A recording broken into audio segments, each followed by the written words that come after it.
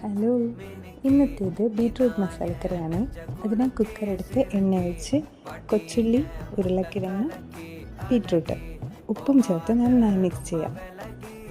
പിന്നെ അതിലേക്ക് മഞ്ഞൾപ്പൊടി, മുളക് പൊടി, മസാലപ്പൊടി, മല്ലിപ്പൊടി ഇത്രയും ചേർത്ത് നന്നായി ഒന്ന് മൊരിയിച്ചെടുത്തിട്ട് ആവശ്യത്തിന്, അതായത് നിരപ്പിന് വെള്ളമൊഴിച്ച് 3-4 വിസിലടിക്കട്ടെ.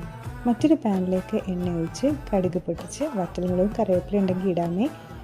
കൊച്ചുള്ളിയും തേങ്ങാക്കൊത്തും ഇട്ട് നന്നായി മൂപ്പിച്ചിട്ട് വേവിച്ച് വെച്ചിരിക്കുന്ന മസാലക്കൂട്ടി ഇടുക.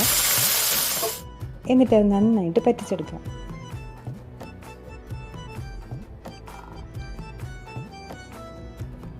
പിന്നെ അതിലേക്ക് പിഴിഞ്ഞ് വെച്ചിരിക്കുന്ന തേങ്ങാപ്പാൽ ഒഴിക്കുക. ഇത്രയേ ഉള്ളൂ, നല്ല ടേസ്റ്റാണ്.